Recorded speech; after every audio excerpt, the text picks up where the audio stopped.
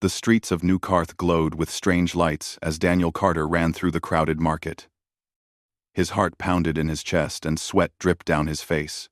He had been working on Zentara 7 for 6 months now as a simple freight coordinator. It was a boring job, but it paid well enough to send money back home to his sister Katie on Earth. Tonight, everything had changed, and Daniel knew he had made a terrible mistake. He clutched the small data chip in his pocket as he pushed past aliens of every shape and size. The chip contained information he should never have seen, and now the Vakari Syndicate was hunting him. Everyone knew the Vakari never forgave witnesses, especially human ones. Daniel ducked into a narrow alley between 2 tall buildings and pressed his back against the cold metal wall. The air smelled strange and sweet like nothing on Earth. He heard the clicking sound before he saw them, and his blood turned to ice. 3 Vakari emerged from the shadows, and each one stood nearly 8 feet tall. Their bodies looked like giant insects with hard purple and black shells that gleamed under the dim lights. The leader tilted its triangular head, and Daniel could see his own frightened face reflected 1,000 times in its compound eyes. When it spoke, the voice came from a translator disc on its chest and the sound echoed in the alley. The Vakari said Daniel Carter had seen something not meant for humans, and the Swarm Queen demanded his presence. Daniel reached for the plasma pistol at his hip, but one of the other Vakari moved faster than his eyes could follow. A hard limb struck his wrist, and pain shot up his arm. The weapon clattered away across the ground. Before Daniel could scream, something sharp pricked his neck, and the world began to spin. His legs gave out, and darkness crept in from the edges of his vision. His last thought was of Katie waiting for his weekly call that would never come. When Daniel woke up, he found himself lying on a platform in a room that made no sense. The walls curved at impossible angles and were covered in something that looked like hardened tree sap, but glowed with faint light. The platform beneath him was surprisingly comfortable, and seemed to adjust to his body shape. His hands were not tied, but Daniel suspected that escape was impossible. A door spiraled open in the wall, and a figure entered that made the other Vakari look small. This one stood nearly 10 feet tall with a broader shell decorated with glowing red patterns. It had 4 arms instead of 2, and moved with obvious authority. Daniel realized he was looking at the Swarm Queen herself. When she spoke, her voice was deeper and more musical than the others. She told Daniel that he had witnessed an exchange with Terran Coalition deserters and had seen weapons being traded along with faces and names and locations. Daniel forced himself to meet her compound eyes and told her he had not seen anything. The Queen made a sound like laughter and said humans were terrible at lying. She explained that his pupil dilation and sweat and voice all betrayed him, but she noted his defiance.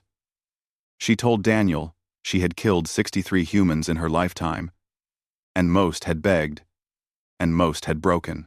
But she was curious about his kind because the galaxy feared humans, despite their short lives and soft bodies. Yet they spread across the stars like a plague. Daniel said if she was going to kill him, then she should just do it.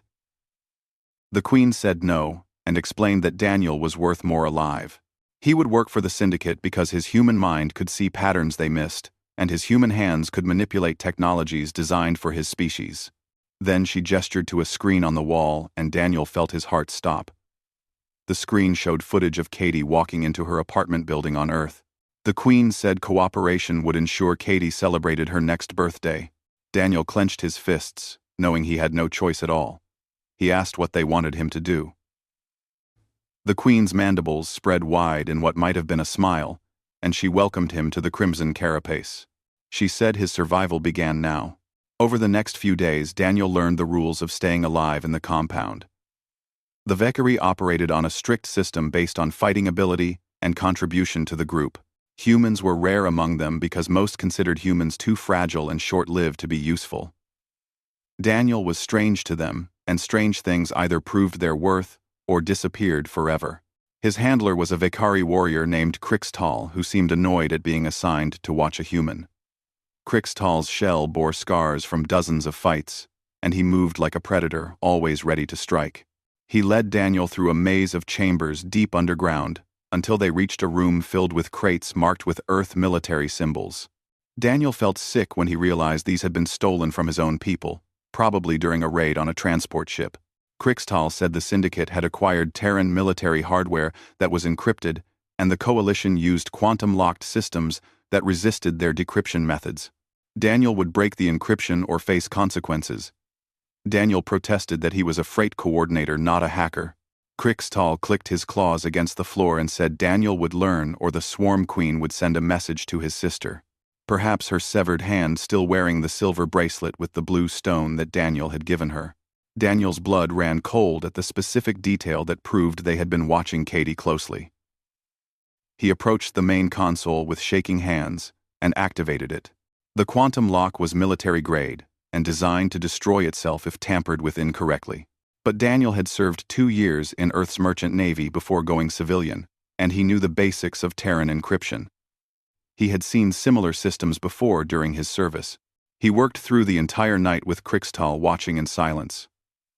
The Vakari brought him water and a paste that tasted like cardboard but kept him alert. As dawn broke over the alien city, Daniel finally cracked the first layer of encryption. Crixtal's mandibles clicked in what might have been approval. He said Daniel's work was adequate and that he would survive another day. The weeks passed slowly, and Daniel became the Syndicate's specialist for all things related to Terran technology. He cracked encrypted communications and bypassed security systems and even reprogrammed weapons to work with Vakari hands. Each success bought him more time and more tolerance from the gang members. But Daniel also learned about the Syndicate's true operations, and what he discovered made him feel sick inside. The Crimson Carapace was not just a gang but an empire that controlled smuggling routes across 3 sectors. They dealt in everything from weapons to sentient slaves, and their reach extended further than Daniel had imagined. The Swarm Queen, whose true name was Zara Thix, had built this organization from nothing after being exiled from her homeworld for challenging the traditional matriarchy. She was brilliant and ruthless, and dying, though she hid it well. Daniel met other species in the compound and learned their stories. There was a Corven pilot named Dex, who had sold his services after his clan disowned him for a debt he could not pay. A pair of Silicath engineers communicated in harmonic tones and had been kidnapped from their colony ship. There was even another human in the compound, which shocked Daniel more than anything else. Her name was Linda Hayes, and she was in her 40s with gray-streaked hair and eyes that had seen too much suffering. She found Daniel in the maintenance bay one afternoon, while he was repairing a navigation computer. Linda said he was the new pet project, and that word traveled fast in the compound. Daniel told her he had no choice in being here. Linda sat on a crate and pulled out a flask of something that smelled strongly of alcohol. She said none of them had a choice in one way or another. Linda gave Daniel advice that would save his life many times over. She told him never to try to escape, because Zarathix had eyes everywhere in the sector. She said never to try to be a hero because the Coalition did not care about hostages or collateral damage. Most importantly, she told him to find a way to make himself irreplaceable, because that was the only real safety in the Syndicate. Daniel asked how he could do that. Linda smiled grimly and said he was smart enough to figure it out, but he should remember that the Vakari respected strength and cunning above all else. If he showed them what humans were capable of, he might survive long enough to find a way out. That night, Daniel lay on his platform, staring at the pulsing walls and thinking about everything Linda had said. He thought about Katie and Earth and the life he had lost. But he also thought about survival and what it would take to stay alive in this place. If he was going to survive, he needed to stop being a victim and start being a player in this deadly game. The next morning, Daniel requested an audience with Zarathix, and Crixtal looked at him like he had lost his mind. But the request was granted, and Daniel stood before the Swarm Queen in her throne chamber. He forced himself to project confidence he did not feel. He told Zarathix that he could do more than crack codes. He knew how the Coalition thought, and their tactics, and their weaknesses. He could help the Syndicate hit targets they thought were untouchable. Zarathix regarded him with her 1,000-faceted eyes and asked what target he proposed. Daniel had spent hours thinking about this moment. He told her about the Coalition supply depot on Helios Station, with light security but heavy inventory. The guards rotated every 30 days, and the next rotation happened in 4 days. There was a 6-hour window where their sensor grid reset for maintenance. Daniel said he could get the access codes and the guard schedules. The queen leaned forward on her throne and asked why Daniel would betray his own kind. Daniel took a deep breath and said the truth. The coalition was not coming for him. His sister was more important than faceless soldiers, and if he was stuck here, he might as well make himself valuable enough that Zarathix would keep him alive. The logic was cold and brutal, but it was honest. Zarathix's mandibles spread in that unsettling smile, and she said Daniel was beginning to understand how the galaxy really worked. She agreed to let him prove his worth with this raid, but she warned that if he deceived her, then Katie would pay the price first, and the payment would be terrible. Daniel said he understood perfectly. As Daniel left the throne chamber, he caught his reflection in a polished surface and barely recognized the man staring back. He was about to help an alien crime syndicate raid his own people. He would be responsible for whatever happened to the soldiers guarding that depot. But as he walked through the compound, he saw the faces of the beings around him. Crixtal, who had lost everything. Dex, who was running from debts that would get him killed. The Silicath engineers who just wanted to go home. Even Zarathix, who had built an empire because her own people had cast her out. Daniel made a promise to himself in that moment. He would survive this nightmare. He would find a way to protect Katie no matter what it cost. And someday, somehow, he would make things right. But first, he had to become someone the most dangerous gang in the galaxy could not afford to lose. Over the next 3 days, Daniel worked almost without sleep. He contacted old friends from his merchant navy days and called in every favor he had. He accessed databases he should not have been able to reach and pieced together information bit by bit. The supply depot on Helios Station was real, and the guard rotation was accurate. The sensor grid really did have a 6-hour maintenance window. Everything he told Zarathix was true, but using that knowledge to help criminals attack coalition soldiers made Daniel feel like he was betraying everything he once believed in. He thought about the guards who would be on duty that night. They were just doing their jobs like he had done before all this started. They had families waiting for them. Some probably had sisters like Katie. And Daniel was going to help the Vicari ambush them. Crixtal found Daniel sitting alone in his quarters the night before the raid. The big Vicari sat down across from him in a way that seemed almost companionable. He asked if Daniel was afraid. Daniel said yes without hesitation.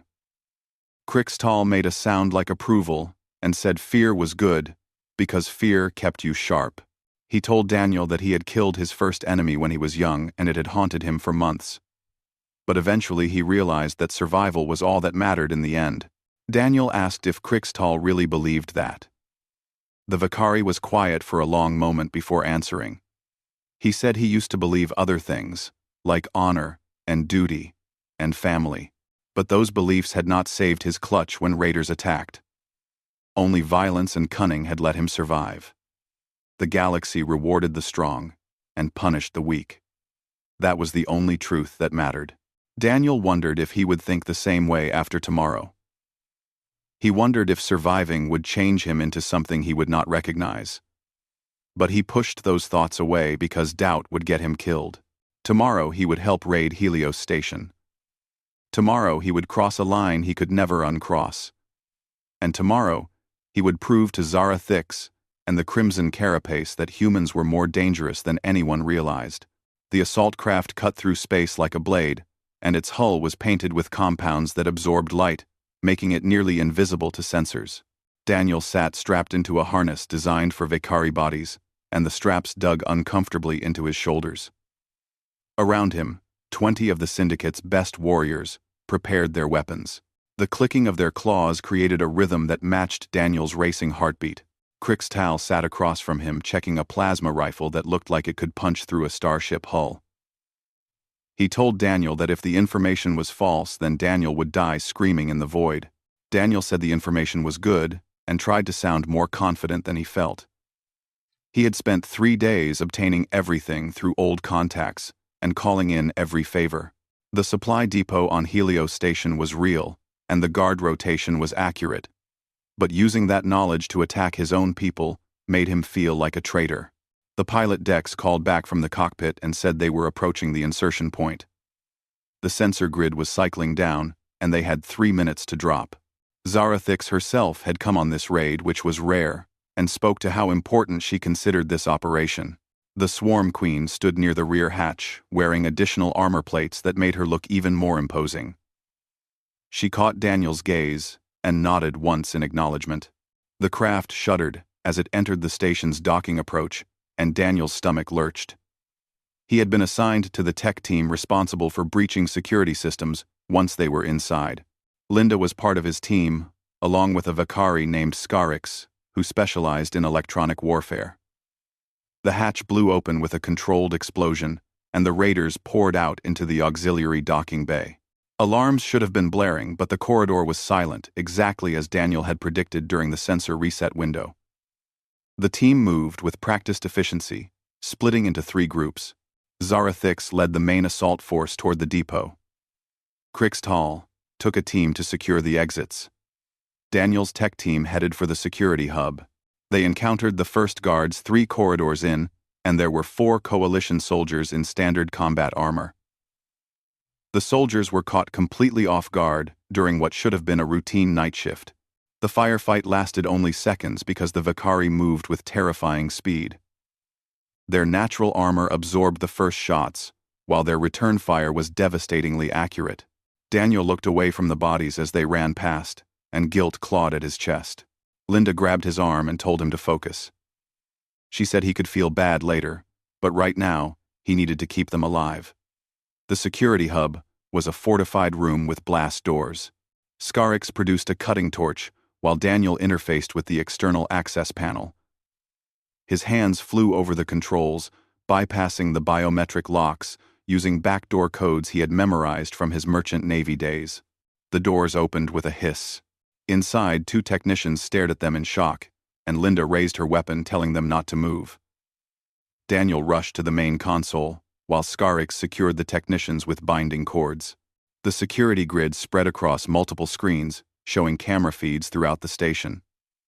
He could see Zarathix's team already in the main depot, loading crates onto grav sleds. Coalition reinforcements would arrive soon, and Daniel had to buy them time. His fingers danced across the keyboard, implementing a virus he had designed over the past 3 days. It would not cause permanent damage, but it would create enough chaos to cover their escape. Environmental controls began to malfunction, sealing off entire sections. Emergency lighting flickered. False alarms triggered in areas far from their actual position, drawing security forces away. Linda asked how long, and Daniel said 2 minutes, maybe 3. An explosion rocked the station, and Daniel's screens showed coalition soldiers breaching into the depot area. Zarathix's team was already falling back, but they would be cut off if Daniel did not act fast. He rerouted power from the main grid, causing a cascade failure that plunged half the station into darkness. Emergency batteries would kick in, but it bought them precious seconds. Daniel said they were done and yanked the data chip from the console. The virus would continue spreading on its own. They ran back through the corridors, and the station was now a maze of strobing emergency lights and sealed blast doors. Daniel's modifications had worked too well, and twice they had to backtrack when their planned route was blocked. Behind them, Daniel could hear shouts in Coalition Standard and the sound of pursuit. A plasma bolt sizzled past Daniel's head so close he felt the heat on his skin. Scarix spun and returned fire, giving them cover as they rounded a corner. Linda grabbed Daniel and pulled him into a maintenance shaft. She said this way because she had scouted alternate routes before the mission. They crawled through cramped spaces designed for repair drones, and Linda's foresight saved their lives. When they emerged at the auxiliary docking bay, the assault craft was already powered up with other raiders loading the last of the stolen supplies. Krixtal waved them aboard urgently.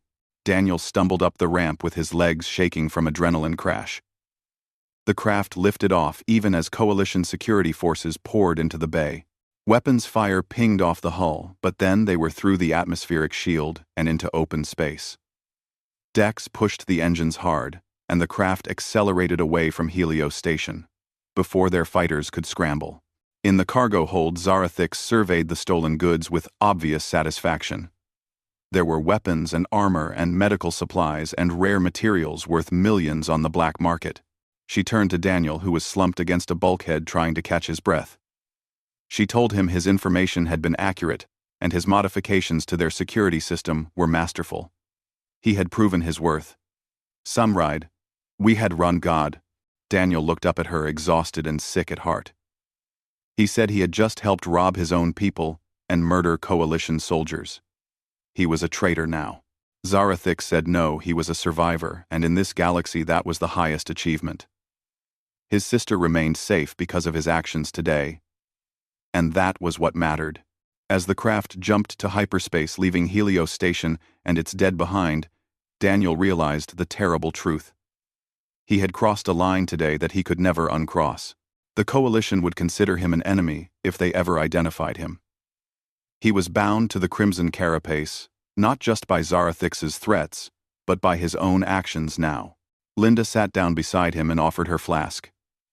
She said the first raid was always the hardest, and it would get easier. Daniel whispered, that was what he was afraid of. But as he looked at the faces around him, he realized something else. These aliens and criminals were relying on him now. He had made himself valuable, just as Linda had advised. And in this dangerous galaxy, being valuable meant being alive. Crixatal was cleaning his weapons nearby and caught Daniel's eye. The big Vakari nodded once in a gesture of respect that Daniel had never expected to receive. Scarix was checking equipment for damage. Dex was piloting them to safety. Zarathix was already planning their next move. They were a team now, whether Daniel liked it or not. He would hate himself later for what he had done. Right now, he had to focus on surviving the next mission. Because there would be a next mission, and another, after that. The Crimson Carapace had claimed him, and the only way out was through. Daniel closed his eyes and tried not to think about the soldiers who had died tonight. Tried not to think about what Katie would say if she knew what her brother had become. But most of all, he tried not to think about how easily he had slipped into this role, how naturally the planning had come, how effective his virus had been. Maybe the galaxy was right to fear humans after all. 3 months passed, and Daniel Carter had become something he never imagined, which was indispensable to the Crimson Carapace. The raid on Helios Station was just the beginning, and Daniel planned 6 more operations after that. Each one was more daring than the last, and the Syndicate's reputation grew across the sector. With that growth came Daniel's rising status within the organization. The other members no longer saw him as a fragile human pet, but as Zarathix's tactical advisor, which was a position that came with both respect and danger. But Daniel had been planning something else during those months, and it went far beyond simple survival. He sat in his quarters, now upgraded to a private chamber with actual human furniture, and reviewed data on his personal console. Over the past weeks, he had carefully mapped every communication that went through the Syndicate's network. He knew their suppliers, and their clients, and their rivals. Most importantly, he had discovered something that Zarathix kept hidden even from her inner circle. The Swarm Queen was dying from a genetic degradation common to Vakari, who had been exiled from the homeworld. Without access to their species' regeneration chambers, her body was slowly breaking down. She had maybe a year left and perhaps less. When she died, the Crimson Carapace would tear itself apart as various lieutenants fought for control. Linda entered his quarters without knocking, which was a privilege afforded to the few Daniel trusted. She asked if he was planning something stupid. Daniel admitted he probably was and gestured for her to close the door. He activated a privacy field he had installed and asked her a question. How many people in the Syndicate would she say actually wanted to be here? Linda raised an eyebrow and asked what kind of question that was. Daniel said it was a serious one. Crixtal was here because his clutch was killed and he had nowhere else to go. Dex was running from debts that would get him killed. The Silicath engineers were kidnapped and forced to work. Even Linda had joined because the Coalition destroyed everything she had. How many people were here because Zarathix offered protection they could not find anywhere else? Linda said slowly that most of them were in that situation. But that did not change the fact that this was a criminal organization that had killed thousands. Daniel said he knew that, and he had helped them do it. But he had also been thinking about what happened when Zarathix died. The power vacuum would be bloody, and rival syndicates would move in. The Coalition would use the chaos to crack down on all of them. Everyone in the compound would be hunted. Linda asked what he was suggesting, and Daniel pulled up a holographic display showing the syndicate's structure. He said they should turn informant, but not to the coalition, who would just execute everyone. There were other powers in the galaxy, like the Independent Worlds Council and the Merchant Guild Alliance. Even some progressive Vekari hive clusters would listen.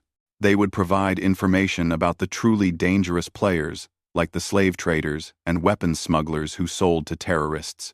In exchange, they would negotiate amnesty for the lower-level members who were forced into this life. Linda stared at him and said he was talking about betraying Zarathix. Daniel said he was talking about surviving what came after her.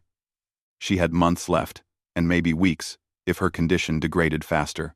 When she died, did Linda really think Crixtal or any other lieutenant would honor promises to protect Daniel's sister or let Linda live peacefully? This organization would die with Zarathix, and Daniel was just trying to make sure they did not die with it. Before Linda could respond, alarms blared throughout the compound. Daniel's console lit up with alerts, and they rushed to the command center, where chaos had erupted. Zarathix stood at the central display, and her movements were slower than usual, which betrayed her declining health. Crixtal was arguing with another lieutenant named Vormak, who commanded the Western operations. Daniel asked what was happening, and Zarathix turned to him. For the first time, Daniel saw something like fear in her compound eyes. The Talgor Collective had made their move, and they had been waiting for Zarathix to weaken. They had seized 3 of their warehouses and killed everyone inside. 47 of their people were dead. The Talgor were the Crimson Carapace's biggest rivals, and they were a multi-species crime syndicate led by a brutal Corvan warlord named Vexnor.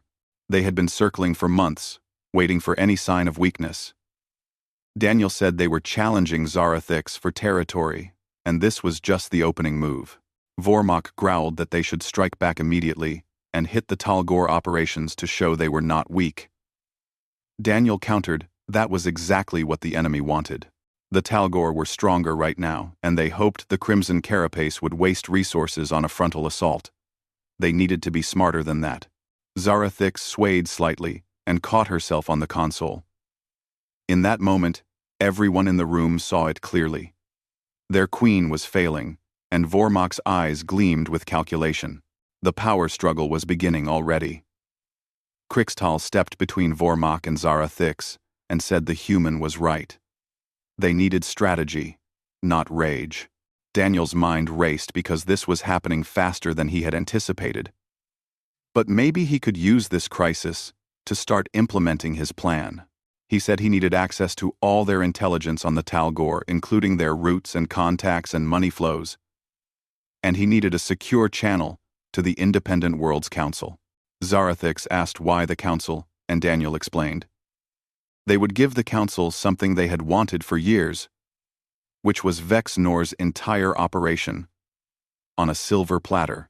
In exchange, they would get protection for their people. Vormak lunged forward and accused Daniel of betraying them to outsiders. Daniel shot back that he would save them from extinction.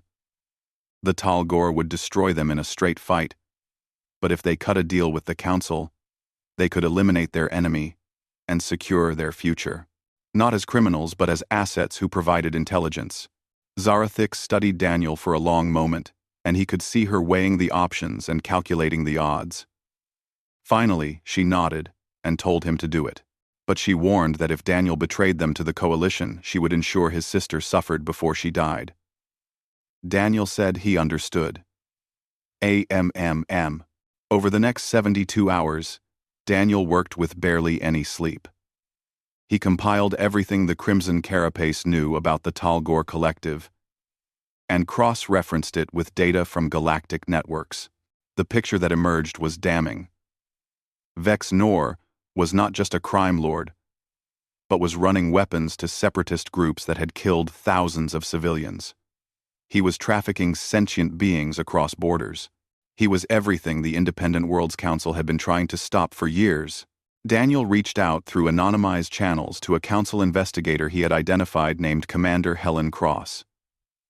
She was a human woman who had built a reputation for bringing down criminal enterprises. Their first conversation was tense over the encrypted channel. Helen said she did not believe the Crimson Carapace wanted to go legitimate. Daniel said he expected her to want Vex Nor more than them. They were smugglers and thieves, but Vex Nor was a mass murderer.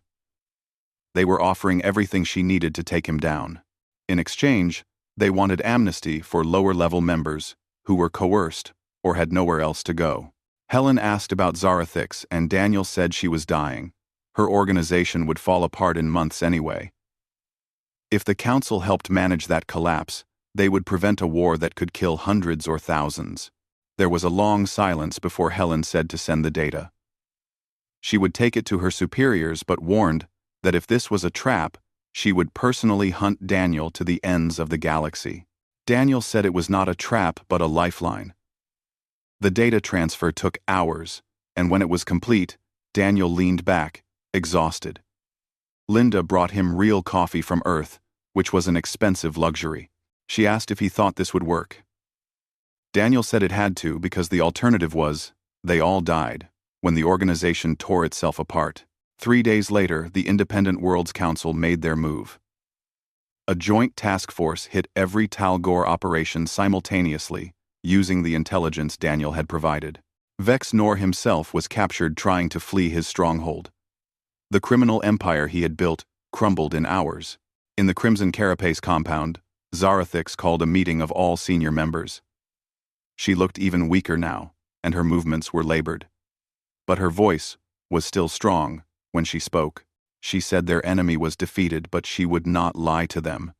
She was dying, and she had made a decision about what happened to their organization. Zarathix gestured to Daniel and told everyone that with the humans' help, she had negotiated amnesty for most of them with the Independent Worlds Council. Those who wished to walk away could do so freely. Those with blood on their hands would face trial, but it would be fair trial, not coalition execution squads. The room erupted in chaos, with some shouting betrayal, while others wept with relief. Vormak drew his weapon, but Krixtal was faster and disarmed him before he could fire. Krixtal announced that this was the Swarm Queen's decision, and anyone who challenged it challenged him. Zarathix turned to Daniel and said his sister would be safe. She had sent funds to an account in Katie's name with enough to ensure her comfort for life. Daniel had earned this because he took a group of criminals and gave them a chance at redemption. That was worth more than all the raids they ever pulled. Daniel felt tears on his cheeks and said he just wanted to survive. Zarathix said he did more than survive. He showed them that even in darkness, there could be a path to light. That was very human of him, she said. 6 months after the fall of the Talgor Collective and the dissolution of the Crimson Carapace, Daniel Carter stood at a viewport on Independence Station, watching ships come and go. He wore civilian clothes now that were simple but clean. The haunted look had faded from his eyes, almost completely. The Independent Worlds Council had kept their word. Lower-level members of the syndicate had been granted amnesty after debriefing and agreeing to monitoring programs. Higher-ups like Vormak faced trial but received fair treatment and reduced sentences in exchange for cooperation. The galaxy was, in a small way, a little bit safer. Krixtal found Daniel at the viewport, and the big Vakari moved with his characteristic silence. His carapace had been decorated with new patterns that marked him as a free agent rather than a syndicate member. He told Daniel he was leaving for the neutral zone, where he had been offered work as a security consultant. It was legitimate work, finally. Daniel said that was good, and that Krixtal deserved a fresh start. Daniel smiled and said Commander Cross offered him a job as a consultant for the Council's Organized Crime Division. Apparently, he had a unique perspective on how criminal organizations operated. Krixtal's mandibles clicked in amusement, and he said Daniel would hunt others like them. There was irony in that. Daniel said maybe, but he would also help people like Linda and Dex, and all the others who got pulled into that life. He would give them the same chance he was getting. They stood in silence for a moment, before Krixtal extended one clawed hand in the human gesture of farewell that Daniel had taught him. He said humans were a strange species, because they were weak in body, but strong in spirit. The Swarm Queen had seen that, and it was why she trusted Daniel in the end. Daniel shook his hand carefully and asked how Zarathix was doing. Krixtal said she was stable but declining. The council moved her to a medical facility with proper Vakari specialists. They could not save her, but they could make her comfortable. She asked about Daniel sometimes. Daniel said to tell her he would visit soon. After Crixtall left, Daniel returned to his temporary apartment in the residential section. His personal console showed a waiting message, and he smiled when he saw it was from Katie. She said, "Oh my God, you are alive," and she got the money and his message. She did not understand what happened or where he had been, but she was just grateful he was okay. She told him to call as soon as he could, and said she loved him. Daniel recorded a response, choosing his words carefully. He could not tell her everything, and maybe not ever. But he could tell her he was safe and starting over, and that he would visit Earth as soon as the Council cleared him for travel. As he finished the recording, Commander Helen Cross entered without knocking, which was a habit she had picked up. The commander was a severe woman in her 50s with short gray hair and eyes that missed nothing. She said without preamble that they had a situation. The Xalthine cartel was moving into territory left vacant by the Talgor collapse. They were recruiting aggressively and offering protection to displaced criminals. Several former Crimson Carapace members had already joined them. Daniel sighed and said, "So it begins again." Helen said it always did. And that was why they needed people like him. People who understood that most criminals were just people who ran out of options. People who could find ways to break these organizations without killing everyone involved. Daniel asked what she needed him to do. Helen pulled up a holographic display showing a massive space station on the edge of Council territory. The Xalthine operated out of Borderline Station, which was neutral ground and technically outside their jurisdiction. But they had reason to believe the cartel was planning something big. She needed someone who could get close to them, and someone with a reputation. Daniel said she wanted him to go undercover. Helen said she wanted him to do what he did best, which was survive in places where humans should not be able to survive. He would learn their operations and find the people inside who wanted out.